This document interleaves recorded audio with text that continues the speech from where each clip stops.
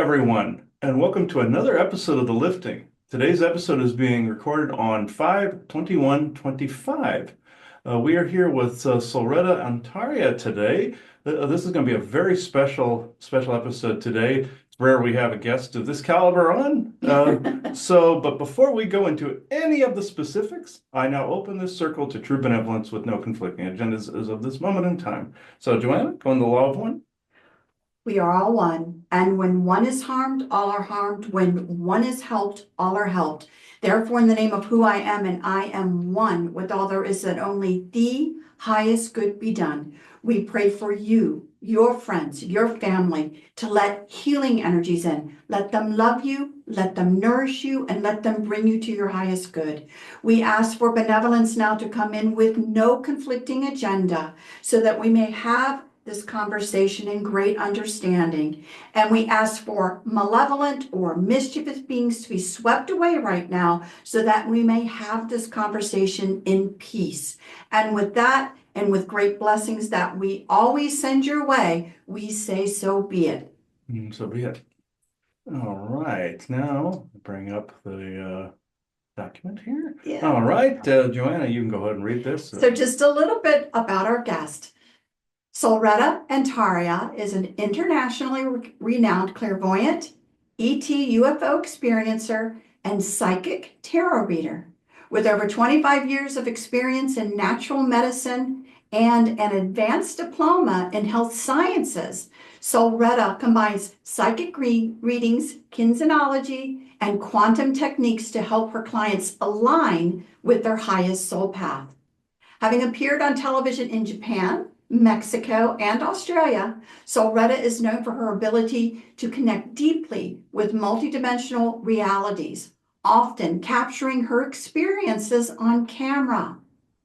Through her work, she helps others unlock their potential, guiding them towards powerful soul missions and personal evolution. Passionate about her superfoods, plant-based living, biohacking, and neuroplasticity, Solreta brings a holistic approach to everything she does, empowering her clients to quantum jump into the best versions of themselves. She is also an author, teacher, and popular YouTube channel host based in Melbourne, Australia, working with clients around the globe. Solreta is also the creator of Soul Alchemy Potions, a line of 6 manifestation-focused alchemical herbal teas. Born from a deep desire to inspire and uplift, Soul Alchemy Potions helps beautiful souls consciously elevate their lives, embrace their true magic, and work with powerful intention, alchemy, and manifestation. For those seeking deeper clarity in love, career, or life purpose, Solreta's intuitive readings offer not just answers, but transformational guidance, unlocking the codes within your energy field to help you manifest the life you truly desire. So we are very, very happy that Solreta has decided to join us tonight. Can't wait to see what happens during this conversation, and thank you so much for joining us. Thank you so much for having me, Joanne and Chris. It's so lovely to be here, and thank you for that amazing introduction. Yes. Thank you. Well, why don't you tell our audience a little bit about yourself? And especially, I always like to hear about, was this a skill that you were born with? Was it something you realized a little bit later in life? How did this come about for you? Yeah, for me, it was something that I was born with. So going, I guess, to kindergarten and to school, you get that sense that you're just a little bit different. I'm sure a lot of the audience that's watching will resonate with that. You just know that you kind of don't fit into the normal sense of reality. And I think we understand, or we see this a little bit more as we get older. So I would have information or intuition come through from my guides. I was clairvoyant from the beginning.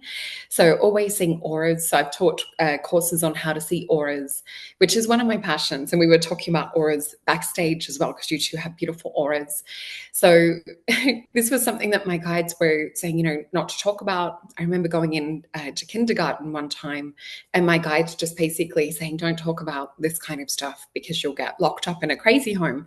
I didn't understand what that meant when I was about 4 or 5 years old, but I just knew that it was something a little bit taboo, not to be talked about. And it was maybe towards the end of high school that I started to talk about auras. And I remember being at a couple of parties, and it was, my friends are like, oh, tell me like what color mine is. It became sort of like a party trick.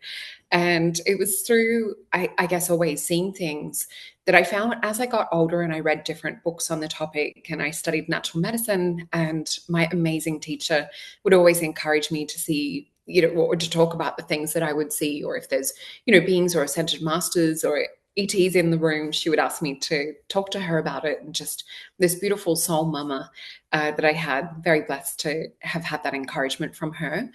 So for me, there was sort of a natural evolution of always having my own translation, because I see color as language. So clairvoyantly, you're also tying that sense into feelings, or for me, I call it like a synesthesia or blending of senses, because just as we have the physical human senses of taste, sight, smell, touch, and I might be missing one. It's still early here in Melbourne. But yeah, we have those psychic extensions of that. And so that's where I sort of geek out into the more natural medicine or the esoteric side. I look at the spirituality tied into the sacred geometry of the body, and how these beautiful lights anchor into our acupuncture points, and how we can actually upgrade the psychic senses. So in my course, How to See Auras, which is over with the girls on Mason Jupiter, I teach different things, techniques for helping to drop some of the old wounds that we have with past lives. Maybe, we've been through lifetimes where we've been burned at the stake, or, other witch trials and things that maybe caused us to shut down, or to, for our own survival mechanism, to sort of switch things off. So I'm all about reactivating our senses, and just really trying to help people to jump into that quantum leap that I know that they can have, and for everyone just to live their best life and to be happy. That's wonderful. And one other quick question is, tell me about the family that's around you, because Chris was lucky enough to have a mother who is like this, and grandmother, who was like this. So this was accepted within the family. How was it growing up with your family? Yeah, so I have a beautiful family. They're definitely more into the 3D. And I remember growing up as a child with dyslexia, and my parents being so supportive, trying to, help me with that and tutoring, which my brain would just switch off because I wasn't interested. It was more kind of, I'm just thinking back. So with my mum, it was probably when I was 35 that she actually started to remember that she saw auras when she was younger, but she'd shut it down. So she's the twin. And yeah, I just remember being told in late high school, you have to get a real job. You can't, do tarot or, work as a psychic, go get a real job. So I thought, well, I'll study natural medicine. That's a real job. So, and it was just the most incredible meeting of like-minded souls, and just coming together was just, it was amazing getting to sit in an actual physical classroom with just beautiful people that were on the same path, and amazing teachers that just saw that I was a little bit different in the way that I saw the world. So from family, they definitely love and accept me. I'm the rainbow sheep in the family. And my sisters were saying not too long ago, they were just saying something about, you're so different. You just have like this way about you. So like whenever the nieces or nephews, if they ever, fall over or get hurt, things like that, usually I'm the aunt that they come to, because they know they're going to get cuddled and just, I guess, held in a different way. So yeah, I definitely feel different from the rest of the family. I've got children myself too. So I can see, especially one of my girls, she's got like 5 things in Scorpio. She definitely has beautiful, amazing intuition and gifts. But I think it's starting to more unlocked because you find that your kids kind of rebel against, whatever it is that you're into. Not that I've pushed it upon them or anything, but, they've grown up with me doing sessions online for, I think it's over 10 years now. I've worked online and in person before that. So for them, it's kind of normal, but yeah, just from a normal family, essentially. Hmm. Yeah, with mine, yeah, it was like that too, at least with my mother. Anyway, my father was rather standoffish of that, but I made the mistake in school of not keeping my mouth shut. That was my major. When I was telling people things, and yeah, oh yeah, I got the full bore from ridicule to yeah being laughed at to all that stuff. But after that, then my mother basically knew that I'd seen my grandfather after he passed away, and she basically said, "No, it's too early. Don't scare him like this." It was like literally the same year he passed, so this is when I saw him. So then eventually later on down the road, he came to me. I had a near-death experience that propelled mine further, though. When I got hurt back in 2009, got hit by a car, was dead for at least an hour, and woke up with the sheet over me the whole bit, and then recovered for about a month and noticed that my already, channeling abilities went into hyperdrive. After that, came back with a bunch of information from guides over, and it was like a big forest clearing. And they basically, I was there for 2 weeks with them in their time, and or the equivalent thereof, and came back. It was only an hour, and came back with a little bit more information. Came back with a little bit of abilities that had been suppressed. Some of it had been back and suppressed from some of my SSP time as well. So I came back with enough to do trench working. So and built it from there. So it's it's very similar. Yours and mine is very similar, but you were in more of a nurturing school environment. Mine was the anti-nurturing, but in the school environment, but But the similar. strong family. But the strong family Strong background, family yeah, thing. yeah.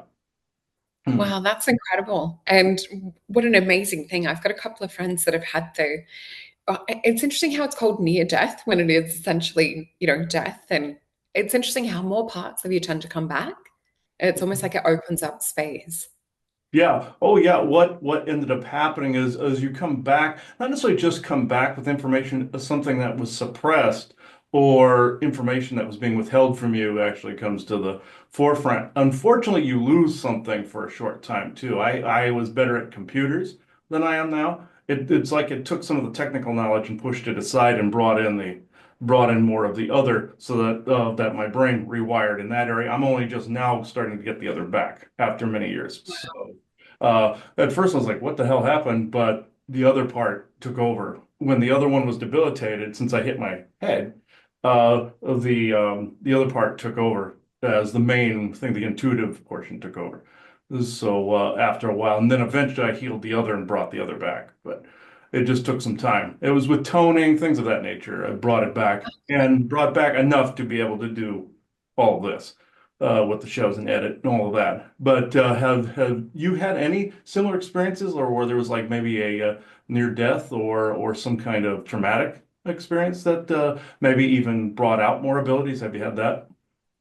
Um, I would say going through birthing children is sometimes a little bit traumatic, but no, I didn't notice an upgrade or things with that. It's more being, I guess, the more that I trust into myself. And, that's also with some of my gorgeous students too. It's like the more that you can actually disconnect from that subconscious tape that's playing in the mind, that says maybe we're not enough, maybe we can't do this, maybe that's too hard. For me, it's all about deleting those old programs. And so it's allowing us to really come forward into this fulfillment of this beautiful gift that we all have. So for some of my kids that I worked with as a kinesiologist as well, I got to work with kids that were essentially like ourselves and to encourage and just to be that little guiding force to, talk about their superpowers or if they had, learning disabilities, things like that, like myself, really talking about that it's, there's other things that we can do. Hmm.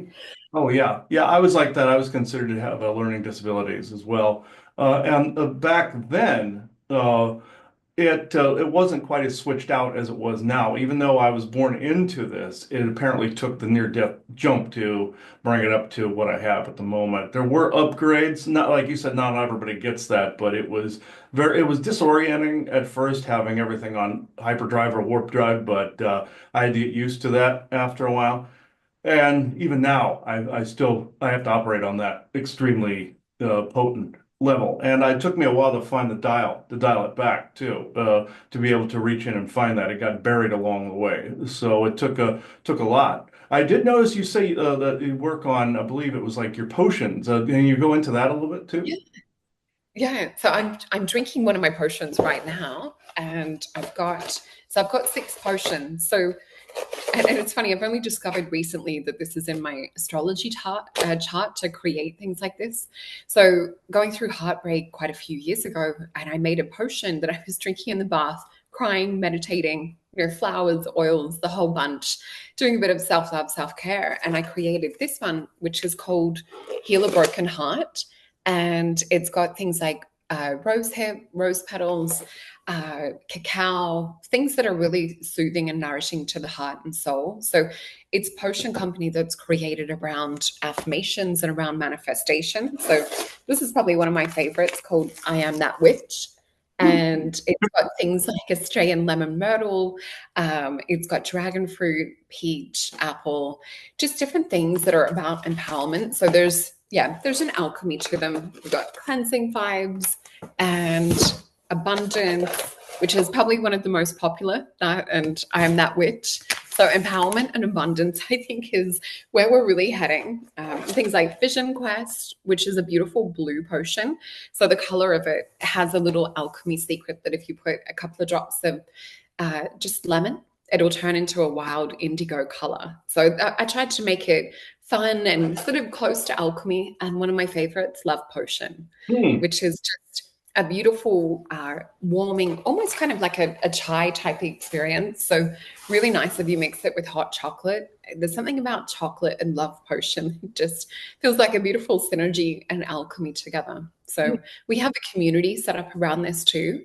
So once a month we do new moon gatherings online, and we have Zoom set up from all over the world, and people tune in, and we work with some kinesiology, we work with some mindset shifting, manifestation, and we'll always have a meditation or a process that we work through, usually quite a few. I try to jam pack about an hour and a half, 2 hours each month to get the most for people, to whether it's to have deeper self-reflection or to, quantum jump that little bit further forward each month.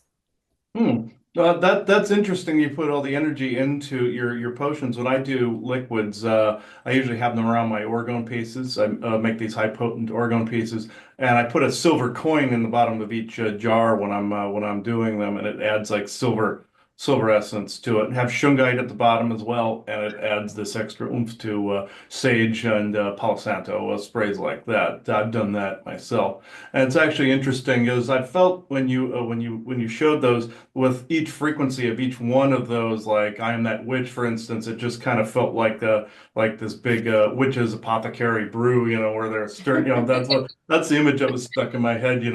I blame Isaac for this one because he's been sticking these weird images in my head the whole time. He does this if he's one of my guides is actually who directed me to you to do the interview. And he's like, "That's one." I'm like, "Okay." Then like now the whole time he's putting these images to each one of your packets there, like comical, like cartoonish ones. So I thought that was actually pretty funny. I know you do tarot as well. What can you tell us about your sessions?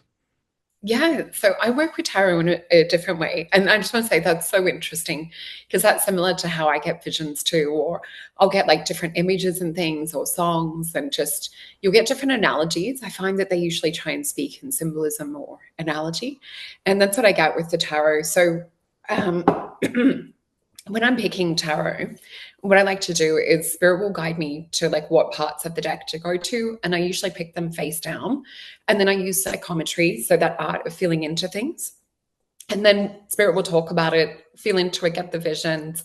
And then they'll say, okay, you can flip them over. And so when we flip them over, it's usually representing the same story or the same topic that they're referring to. You'll see the actual visual in the cards. And that's what I love, is that for our human minds being in the 3D still, we still need that physical confirmation.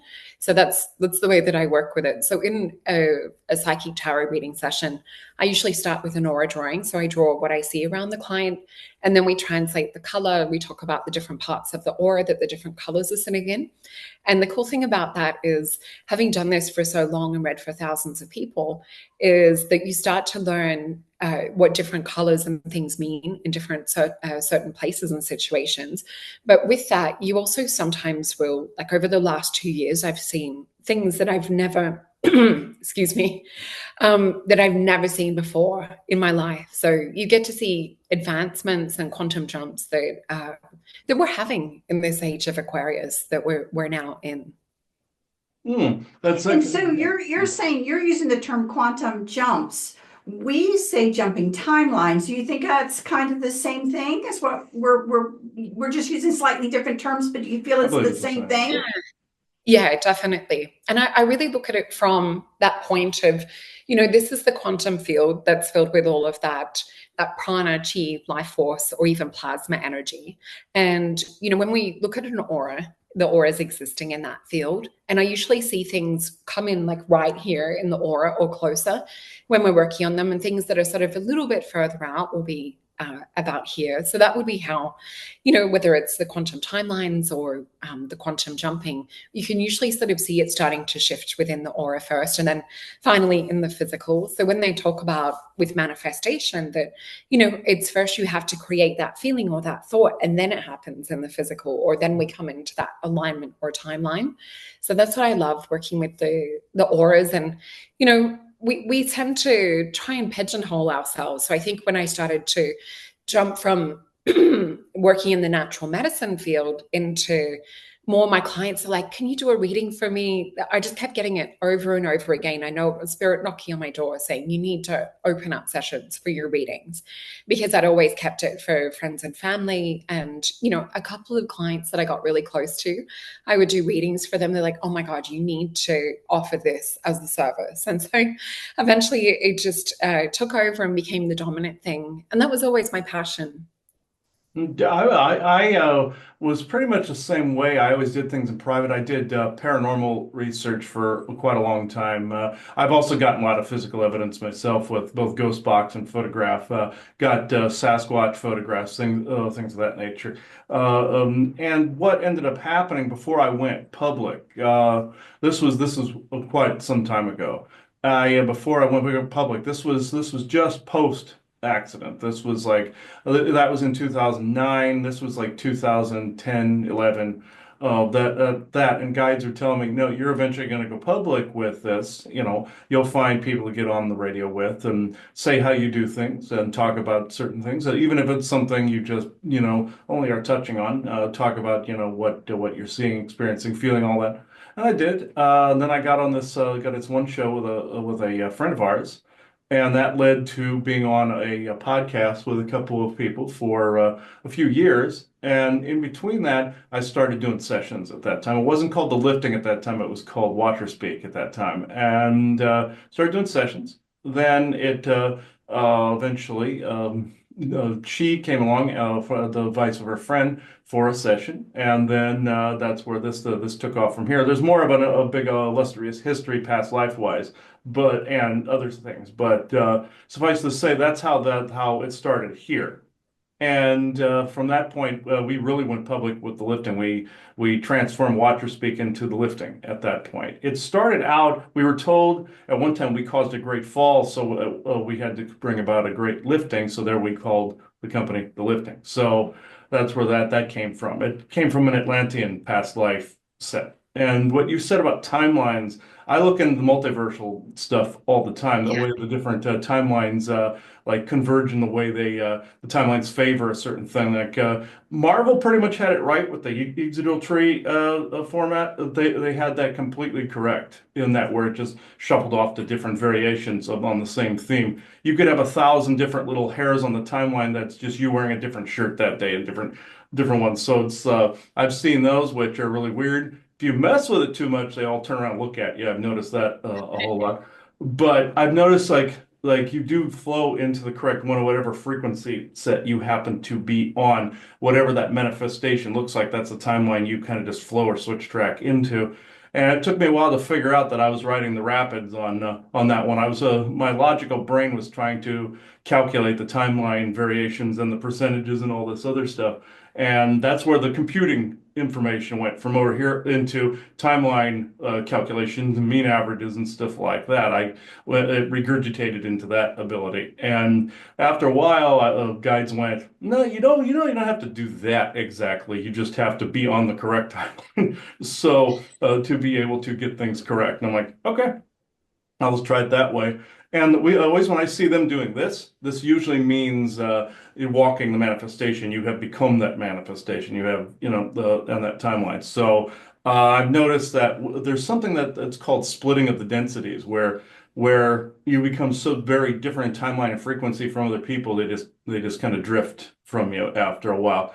We've had that happen multiple times in a very short period of time since we started the lifting, in fact.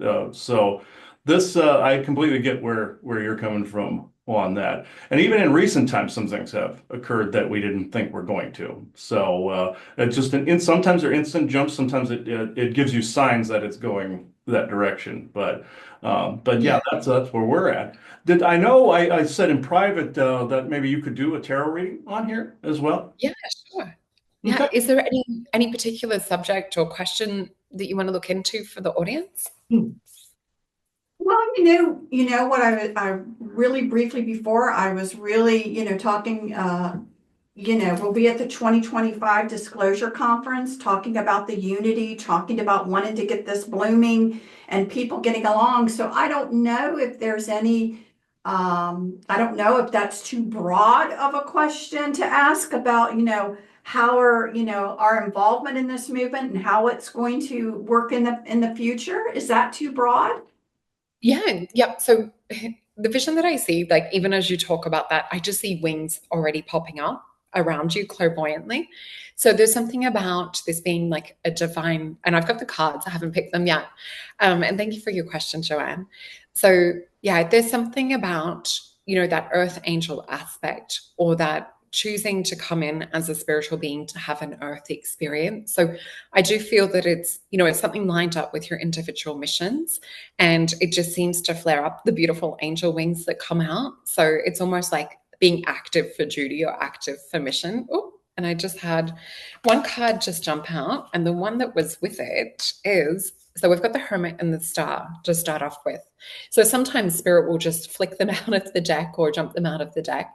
So what's really beautiful is the Hermit to me is that sort of like reluctancy or that feeling of you have all of these beautiful gifts. And I feel like I'm coming more towards you when we're talking about these two particular cards, Joanne. So the Hermit being, it's this beautiful Virgo energy that will sometimes sort of be more sort of like sitting and contemplating or overthinking things. And it's usually other people see them as having these amazing gifts or having this incredible knowledge that comes from outside of books. That's something that your spirit brings through down into the earth realm. And so we see with him, he's got this little octahedron filled with the sun or filled with light. So it's through this inspiration, this energy that you carry, that it's more of an embodiment energy, but it's to not be so hard on yourself. So the analogy spirit always gives me the vision of around this is, when you're in grade school and you've got the skipping rope swinging on each end and you're having to judge when's the perfect timing to jump in to take action. usually the hermit's like, I don't know if I jump now, like I might get whipped with the rope. Maybe it's not the right timing, and they sort of get in their head until someone comes and they're like, they push them to sort of take that action. So this is really for you, not about overthinking anything. And then we have the star card. So the star card is this beautiful Aquarian energy that's to do with channeling the energy of the stars, bringing it down onto the earth realm. And we see these gorgeous celestial crystals which are self-repairing. So if they ever crack or fracture, they have this ability to regenerate.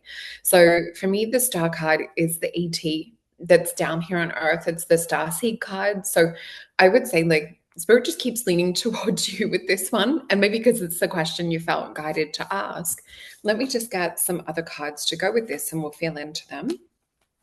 They're just giving me 4 more cards to expand around this.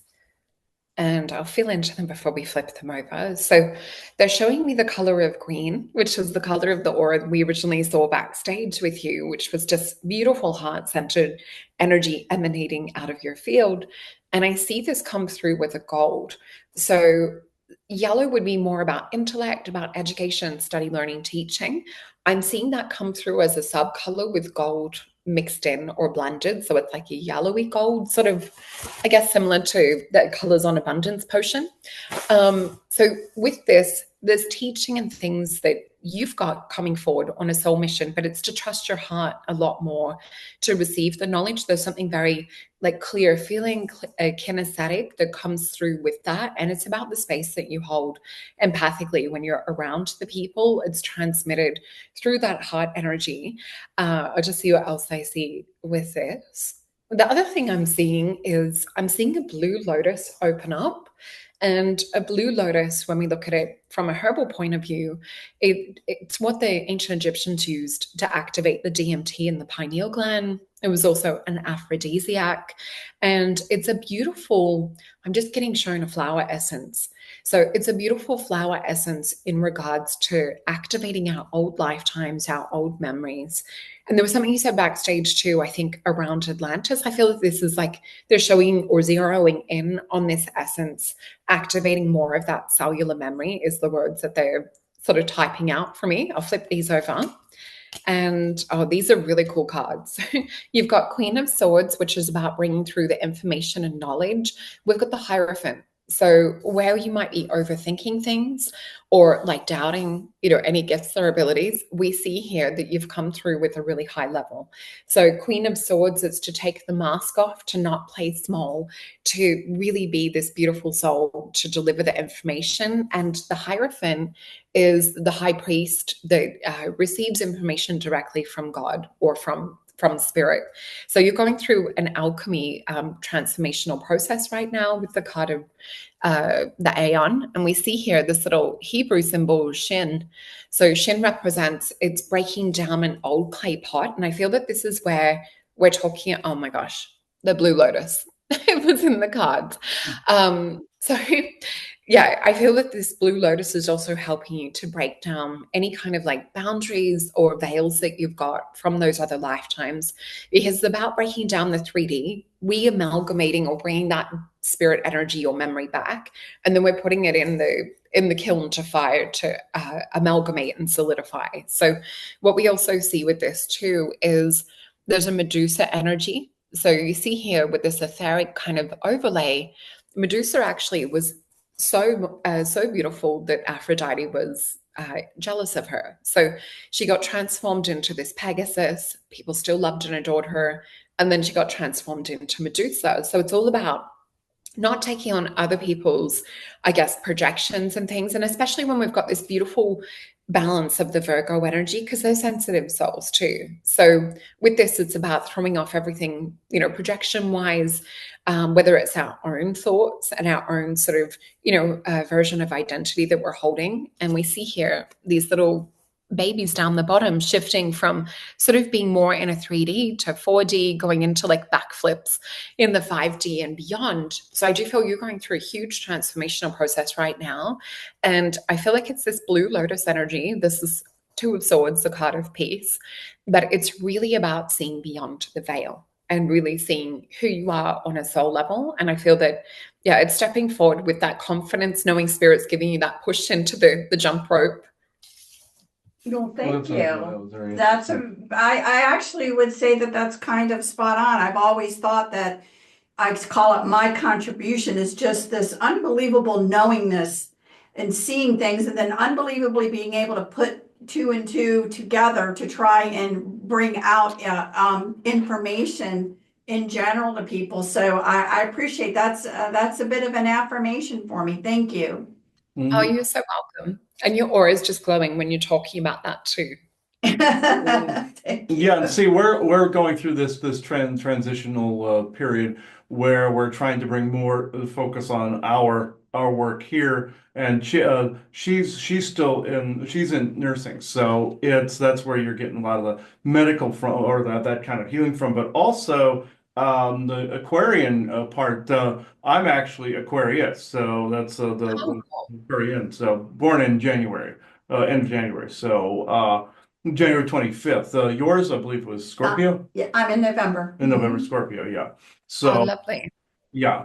So, also, I did notice on one set of astrology instructions, it said that Aquarians and Scorpios weren't supposed to be together. It was like fire and gasoline or something. And then there was another one that said it was fine. I was like, okay. I just thought that was quite interesting. Like they either complemented each other or they hated each other's guts in the other one. So it was like there were two different like yin and yang there. But I thought that was actually quite Yeah, and interesting. the deck you use, is this something that Oh, you use or you created or?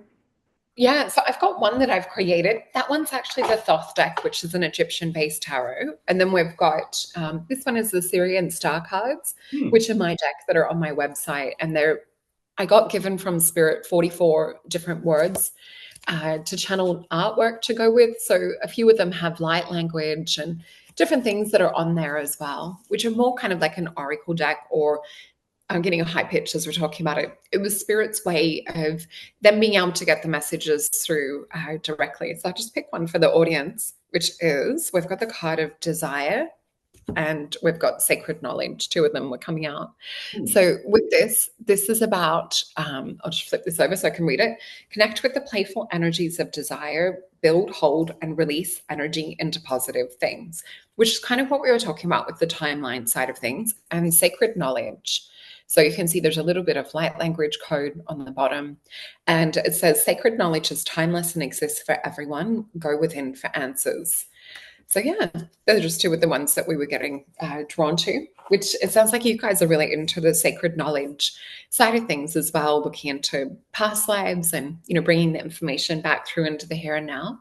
Hmm. Yeah, so one of the things that if you I guess, we talk about a lot of things, but we really are interested in what we feel is our true galactic history. And, so we try to bring a lot of that information because we feel all of it is relevant to us now, that if you can understand what our understanding of how everything developed, how the earth came about, how, who was here before, how it transcended into now, not walking amongst aliens at one point, not walking amongst them now, and bring all of that information. It really explains everything that we're going through right now. And so we believe heavily that you want to feel more empowered. You need, even though that a lot of that history's been hidden up and rewritten, the victors write the history and all that stuff, but we can try to bring through more of the accurate information to give people a great understanding so that people now can know what's going on so that they can co-create what they really want to happen. But so that's kind of a passion of ours to do that. Yeah, we do the galactic history, and then we do the both GIC, which is Galactic Interversal Consortium, and then we do the lifting. We put most of the galactic history stuff on the consortium side, and we're delving into the Greek mythological side. Before that, it was the Scandinavian Norse mythologies and such about ancient Asgard and everything, and how it connected to what we're doing now, and how what people believe are myths are the events of either ancient wars or ancient civilizations, planetary and dimensional. So Cool. Once you start opening that door up, it's not necessarily Pandora's box. It's more like it's just this can of worms that opens up. Sure, you Yeah. can't cram all that into short little somethings. It's a lot of history there, so. Most definitely. Yeah, definitely. Oh, that's really cool. Yeah. Yeah. So, what did you want to, did you have anything else? I don't know if you want to go ahead and bring in a channel. And when we do this, this is partly, again, an opportunity for you to ask any type of questions that you have that come to mind as well. So we always love to have, the guests that we have on that may have things that they themselves have questions about, and we would really encourage it. So who's going to be joining us? Well, since Isaac was the one that located Solreta for us, he's going to be the one to talk. So he tends to point to people that are good energetic matches and good basically just overall good energy and information. So and basically matches for how we do things, So okay, hang on here. And he likes humor. He likes to raise the frequency with humor. So Yeah, Oh, I love that about guides.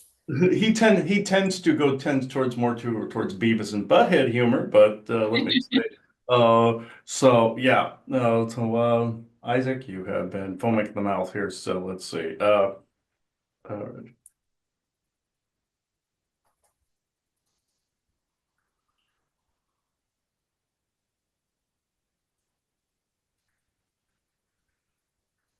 yes, hello. I know you and I have not met in this existence, but long, long ago, not necessarily in a galaxy far, far away, but we have actually known on a more of an oversoul level. I have a physical avatar here that looks similar in physiology to himself, but has alien genes as well.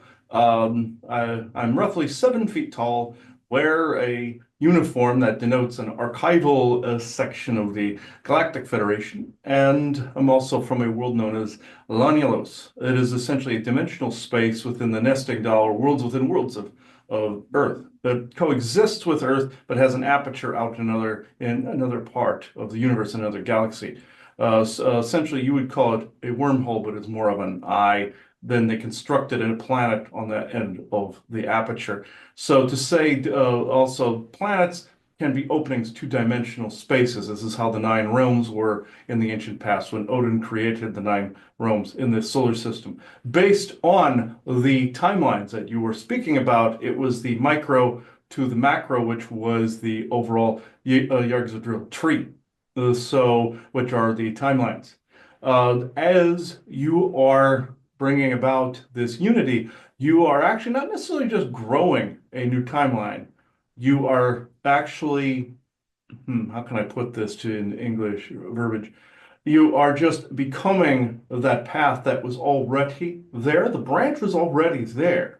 You jumped to that branch, not necessarily with a leap, so to speak, but it's just more of this following the path that led to that arm in a river, let's just say, like a tributary that flows next to the river and then reconnects. You have timeline of the universe you're sitting in has a bunch of timeline sets. Each universe, even a divergent evolution, has timeline sets by which it looks like more like little hairs or little tiny branches on a bigger branch. And then it connects through the world tree or the universal tree to galaxies, stars, and the like in other universes. And the void comes up the middle as the spaces in between. Excuse, there is an interference in the way.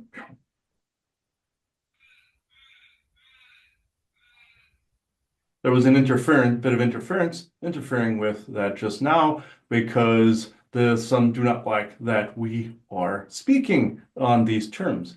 They don't like the fact that all of us have connected this way. They are quite obnoxious. Do you all have questions for me? do you have any questions? Yeah, just I guess it's interesting to have a look into the timeline side of things. And thank you for joining us, Isaac, as well. And yeah, if there's anything that we need to know right now about merging into the higher timeline potential. Hmm.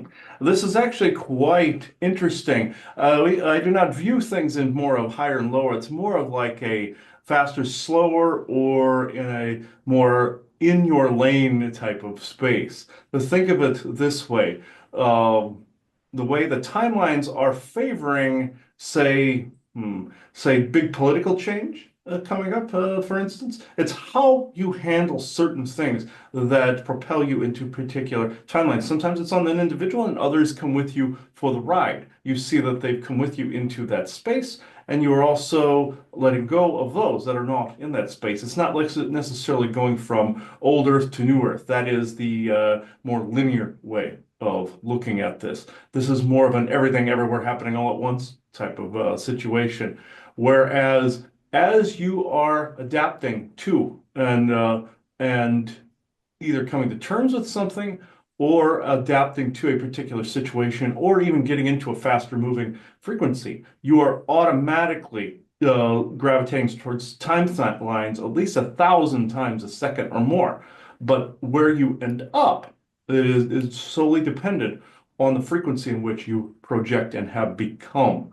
So with that said, the way the timelines are favoring, they're favoring major change within the next several years. I do not like giving predictions on things because this can change based on people's manifestations.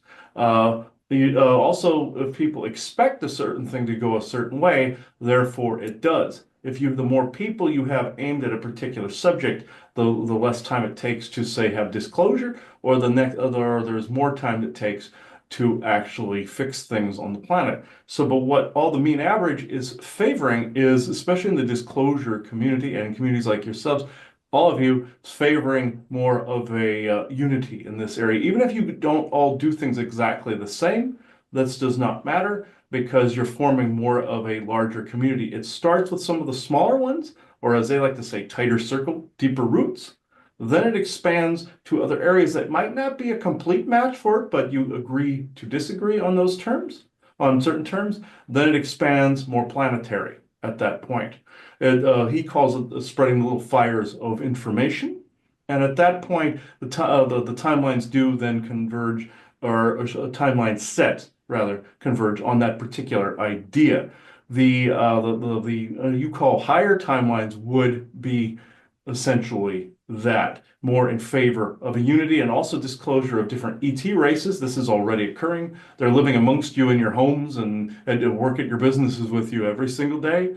You would never know that you were standing next to an ET the entire time. This is also where the timelines are favoring more of a disclosure timeline. I say this, but it's already been disclosed. It's just more of the realization or the perspective and perceptional change that you are in a much larger universe and multiverse. You have beings that come from other parts of the multiverse as well that you think are alien. Most of the beings that you come across are dimensional. That's roughly about 95% are dimensional. You have 2 to 5% is galactic, but that's 2 to 5% of a galaxy. That is a ton of people. So you are basically on a collision course for not only uniting your North American continent into one central government, but you are on a collision course to meeting those that have been out there waiting for quite some time. The certain contractual agreements will start to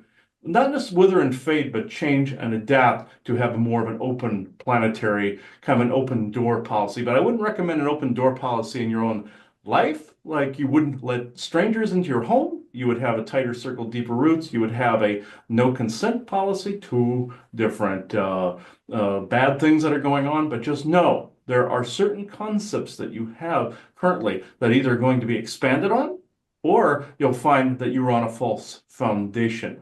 One being the consent rule. You'll find all along that things were happening all around you without consent, and that you saying this all on your own wasn't necessarily fixing things, but getting people to understand that certain things were going on without your control or consent begins to shift the tides, such as alien abduction, for instance. These are the things that are going to start to correct, not necessarily correct themselves. By even hearing this broadcast, people start to have some realizations behind that. I do not want to get too long-winded, but do you have other questions for me? Oh, Joanne, did you have a question? Well, I think it's really interesting. My question is from your perspective, because I love hearing what things are going on in other countries, right? When we get a chance. So tell me, how do you feel that Australia and the people in general in Australia are kind of embracing a bigger perspective, of life, of, some of the things, of course, that you're doing, but in general, what is it like there in Australia, in general, for people that are trying to break these glass ceilings as you're trying to do? How's it going? Hmm. Now this within that community there, it will take a little bit longer for that to be cohesive. You'll start to see it happen more in the United States first, but in Australia, you'll start to see it catch on just slightly slower. But you'll start to see it catch on that much more. You'll start to see more openness, especially after your 2020, 2021 debacle. People will start to actually open up a little more that maybe certain ways of being, certain ways of types of events should not be allowed to happen another second time when rearing their ugly head. I'm saying that Australia, in that respect, will essentially try to pass certain laws and bills first in a slightly less palatable way, but the United States will pass them more of the way that some wish over there, and it'll start to catch on over there. Just like during your 2020 debacle, well, people do not want a taste of that again. So as this energy changes, as these timelines change, if you do not wish any of these things to take place, absolutely do not allow these things to take place on an energetic level. People always wonder how can they change it if they aren't of a warrior mindset or of can fight or anything like that. No, it is not about this. It's about this, you putting that energy into the events just simply not occurring. Are there watershed events or set things that the majority of humanity must see worldwide? Yes, but they also must see and feel the change, what needs to be changed, it needs to be put in their face, sometimes a few times. And I'm not saying it's not going, I'm not saying it's going to end up just like it did in 2020 and 2021. I'm just saying certain things are trying to slip under basically paperclip certain laws together, like they do here in the United States. But if they're trying to rush certain things along that probably should be paid closer attention to, if that makes sense. Yes, that definitely makes sense to over here in Australia. We had, I think, the world's longest lockdown here in Melbourne for a couple of years. How is it going now, though? Is it opening up a little or? We're not in lockdown over the last couple of years, but my kids weren't able to physically go to school for 2 years, so Wow. it's yeah, it was quite harsh. So I think it was about maybe 2.5, possibly 3 years, something. It's all literally a blur. And what I'm finding is that people are the kids at school, especially, are starting to have where things had been suppressed, and last year it was like a 2 year suppression was starting to come up to the surface, was what one of the integrative doctors that had seen, quite a few kids from the community was saying, that all of this repression was surfacing. So I think it's a little bit of that Stockholm syndrome to do with the government here. It definitely resonated what you were saying about things taking a bit longer over here and us being a bit further behind. And definitely with laws and things being passed or hidden, kind of paperclipped together with certain things, and things changing or trying to be passed in Parliament here, they were trying to sneak through other little laws and changes that would have impacted our whole country and change our rights over here too. Mhm. Yes, Yeah. Australia, unfortunately, they'll try something there first in more the negative connotation, thinking that it is a weak link. But they won't necessarily do it in the United States too much because they're getting too much pushback. So, there in Australia, they see it as more of a weak link. Therefore, you have to show them that you are not the weak link in this. You see, you have to basically show them that this is unacceptable and reprehensible behavior. I'm not saying picking up a torch and pitchfork or anything like that, but I'm saying energetically do this. Of course, if you had to do it the other way, you had to do it the other way. But I'm just saying, in this instance, because of that lag behind, because of what you witnessed, because of that mental lag that children have. They're hoping that they can basically pull a rabbit out of their hat a number of times now that people have been mentally lagged, you see. And they think they can continue to do it, compiling one negative event on each other. They do this globally. What you call them the deep state, but they're multiple factions and families. But with this, the families warring with each other in different factions under different signets warring with each other. Some will try to do things faster than others. Sometimes other hidden good ones will try to prevent certain things, but create false flags in order to bring about change, even if it is they do something negative in a positive way, if this also makes sense. So you're dealing with both negative factions and positive factions doing negative things. So with that said, I personally feel the behavior is reprehensible across the board, even though a lot of them are under different contracts and different things too. If they were to come forward, they would automatically be seen as an enemy, so they have to skirt a lot of times. You'll know the genuine good ones by they will whisper in your ear, basically, how to change, where to change. You'll also get ideas from Spirit as well, who is completely supporting of change. So I hope this makes sense. I do not wish to give fear, but at the same time, if I give any project names or anything like that, it would only compound the situation. Just like before the 2020 hammer dropped, I warned them there was a project coming down the pipe, and he tried to ask what it was called. Us and the Force people would not tell him, but saying that it would come about in February, March, and that's what happened. For you guys, it's fluctuating. Just know Australia is considered to be a weaker link in this respect. Show them that you are not. That's any advice I could give. That would be it. And what we try to reiterate here is, again, people think even, they're older, they're just sitting at home, they're not, and I'm like, no, you have energy and intention. And I always am Claim joking, space, yes. if you're watching TV and watching the news, you should be saying no a lot, because they try to get you to agree to things like an upcoming war or whatever, but you should be sending the energies out to absolutely not. And those energies do coalesce and they do affect things. So we always try to help people understand that you're not just a blob sitting somewhere if you think you're doing nothing, and you can affect change.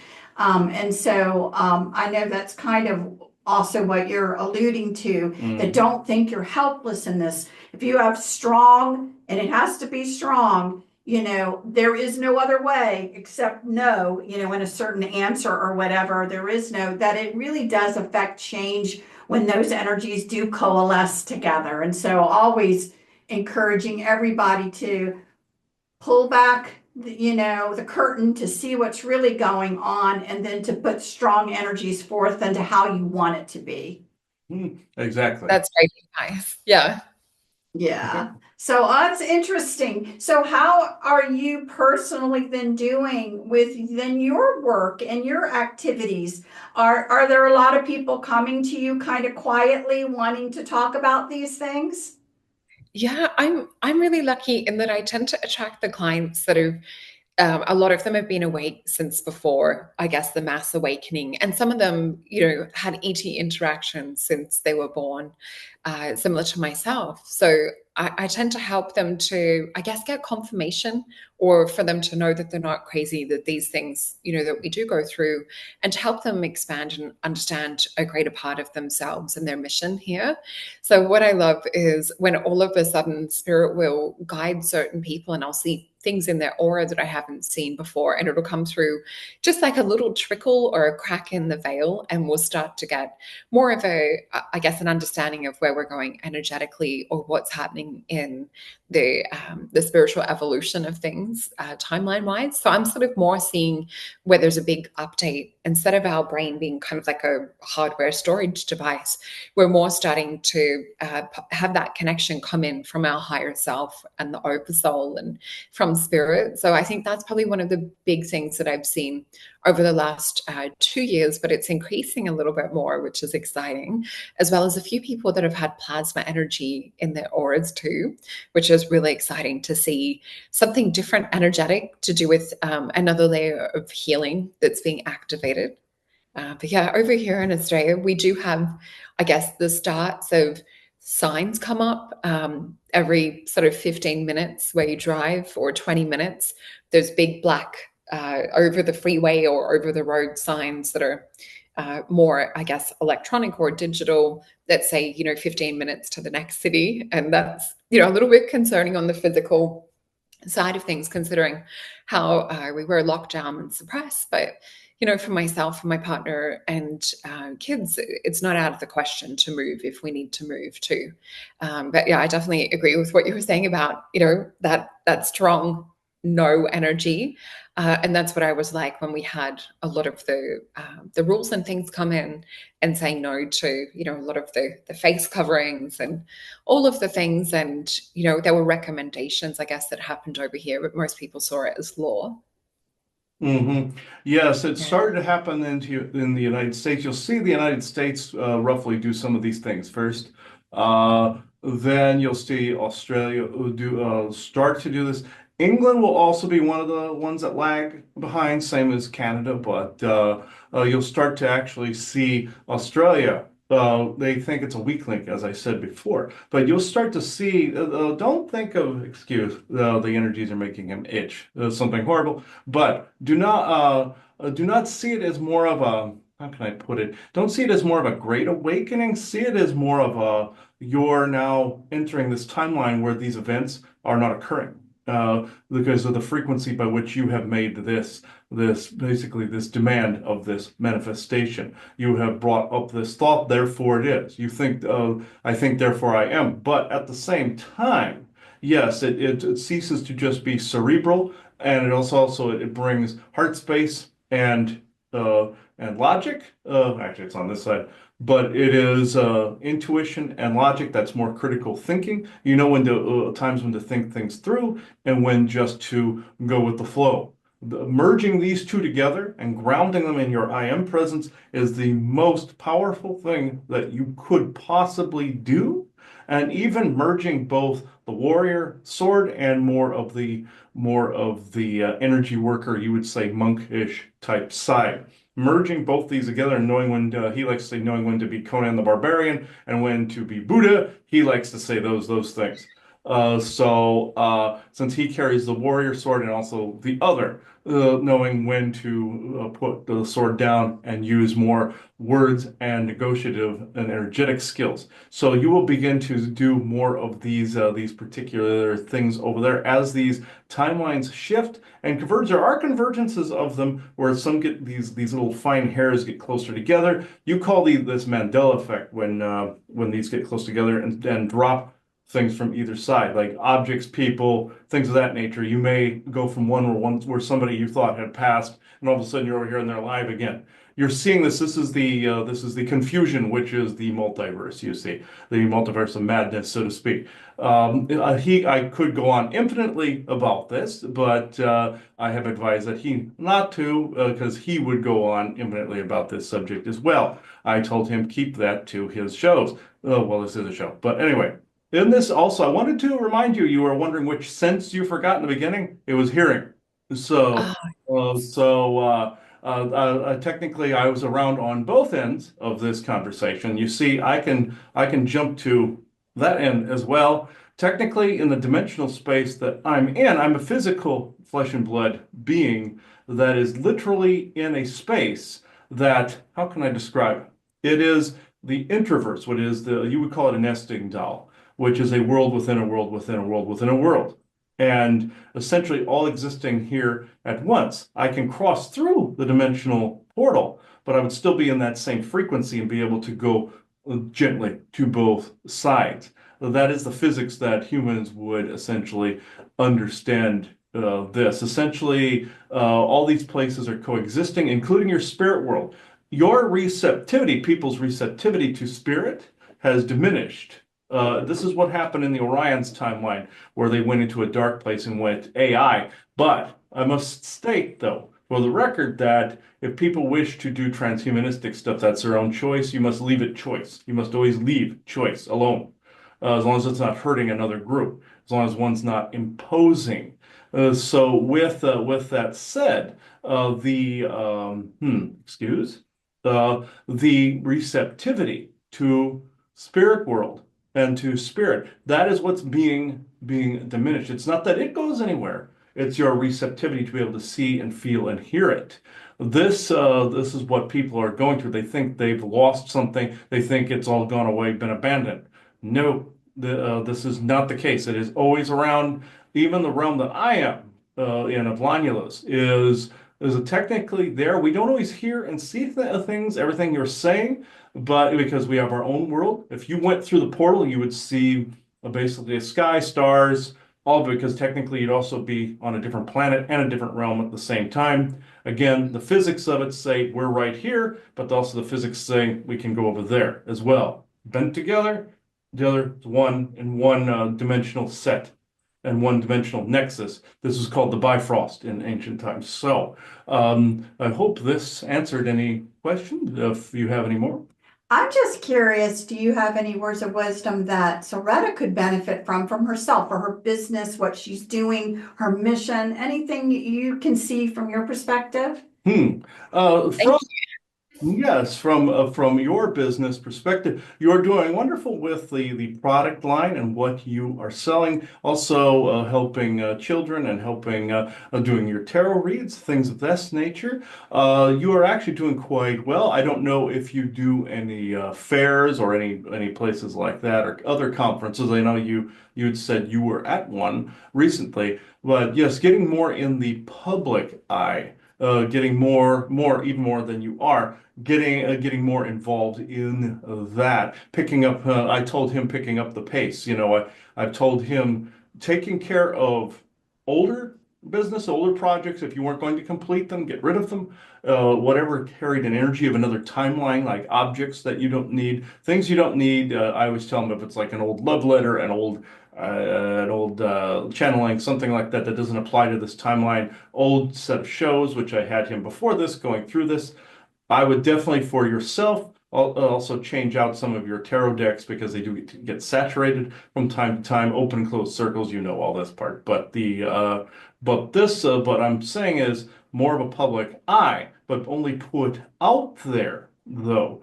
What is the most? I shouldn't say the most concurrent, but the most relevant of what the energies are calling for. That your oversoul is calling for, either to correct within the self. This will also change the energy of the business, correcting within the self first, and then changing the energy dynamic around you. Therefore, you will draw in the people that need to hear this most. Do not get worn out like he has decided to do on multiple occasions. I will throw him under the bus at this point. But with this, with anything that say if you had any old boyfriends, lovers, anybody of that nature that are not relevant to the now, I would highly suggest anything that reminds you of this particular person or people. I would say part with this. You will see the timelines open up more options to you at this point, if this makes sense. Yes, thank you for that. That was cool. Mhm. All right. Anything else? No, do you have any other questions for Isaac? Oh, I just want to say what he was saying about the timelines and the nesting and things like that, and the mandala effects with the little fine hairs. That was all really resonating. I was just getting goosebumps when you were talking about the fine hairs. Hmm. Yeah. Yeah, I tend to have that effect on people's fine hairs. Let's just put it that Yeah. way. I mean this in the most non-PG-13 related Yeah, way. I know you do. But anyway, you will find that my sense of humor tends to go into those corners of places that people do not expect guides to do. So, but in this respect, I will shut up now. I thank you for having me on. Thank you. Bye-bye. Thank you.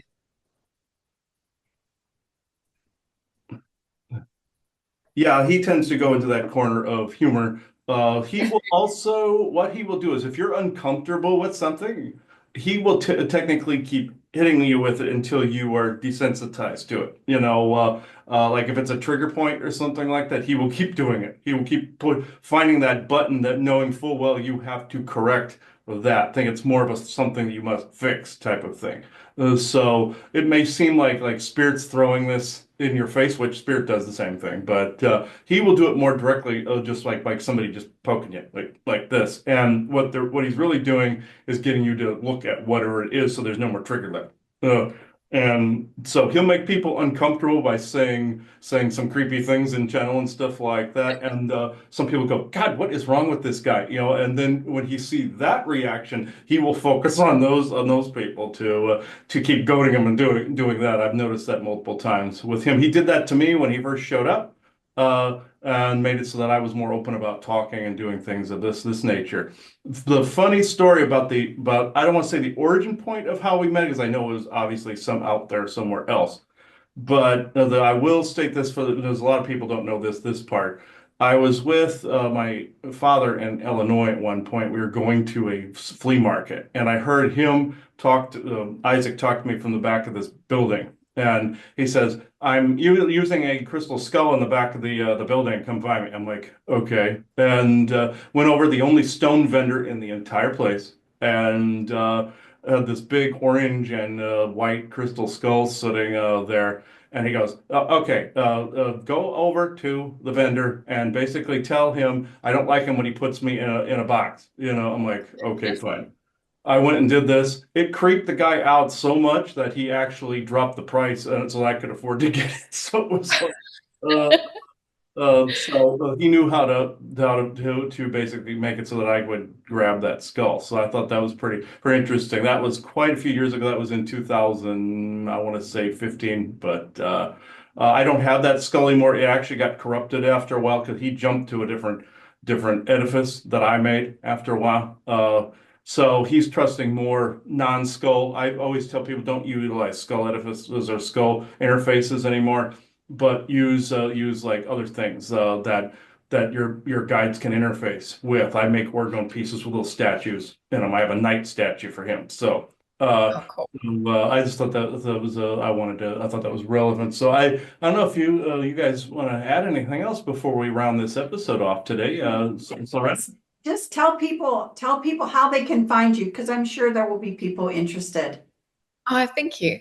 So yeah, for bookings and just more information on what I do, and it'll have all the links to YouTube and, Instagram, Facebook, social media. Just go to solreta.com, which is SOLRETA, and then Soul Alchemy Potions, which is SOUL, alchemypotions.com. All right. Well, Thank thanks, you. Rita. It was great having you on today. This was a wonderful show today, having you on. We'll see if we can have you on here in the not too distant future back again. This was great.